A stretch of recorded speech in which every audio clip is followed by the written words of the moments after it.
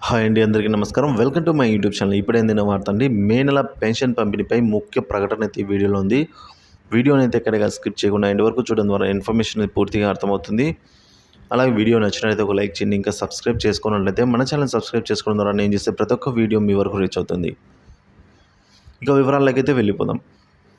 గత నెలలో ఏపీలో సామాజిక పెన్షన్ పంపిణీ విషయంలో ఈసీ ఇచ్చిన ఉత్తర్వుల తర్వాత చెలరేగిన రచ్చ అంతా ఇంత కాదండి. సో అదే మళ్ళీ రిపీట్ అయ్యే అవకాశాలు కనిపిస్తున్నాయి. వాలంటీర్ల గైర్హాజరులో పెన్షనర్లను ఇంటి వద్ద పెన్షన్ పంపిణీకి ప్రత్యామ్నాయాలు చూసుకోవాలని ఈసీ స్పష్టమైన ఆదేశాలు ఇచ్చినా కూడా ప్రభుత్వం మాత్రం ఏర్పాటు చేసుకోకపోవడంతో గత నెలలో పెన్షన్ పంపిణీలో ఇబ్బందులు తలెత్తాయి.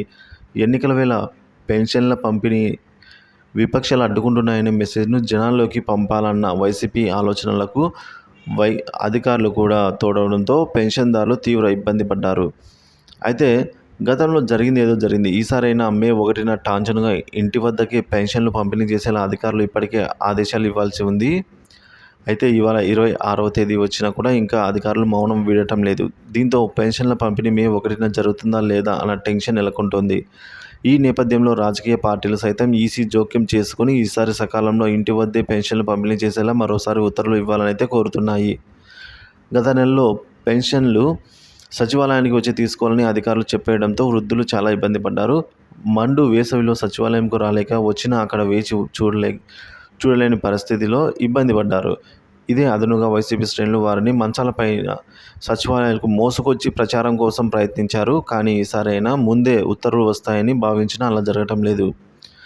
దీంతో పెన్షన్దారులకు మే 1న వచ్చే మే 1న అయితే టెన్షన్ మొదలైందండి.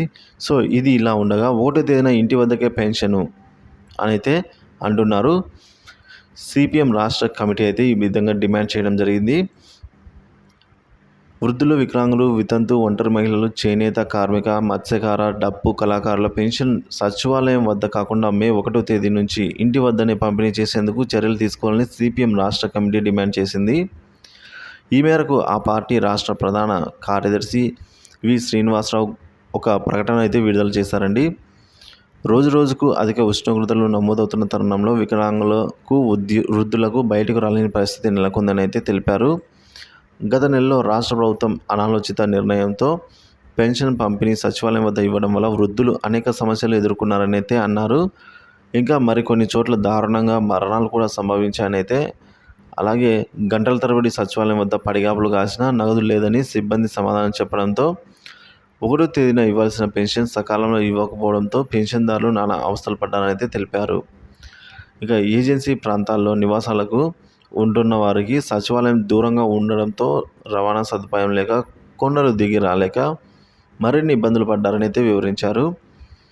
గత అనుభవాలను దృష్టిలో ఉంచుకొని పెన్షన్లు సకాలంలో ఇంటి వద్దే పంపిణీ చేయాలని కోరారు. వృద్ధులకు ఎలాంటి ఇబ్బందులు రాకుండా చర్యలు తీసుకోవాలని, సిబ్బందికి ఇతర విధులు అప్పగించకుండా సరిపడా నగదు ముందే అందేలా అధికారులు ఏర్పాటు చేయాలని అయితే ఈ విధంగా సిపిఎం రాష్ట్ర కమిటీ డిమాండ్ చేసింది.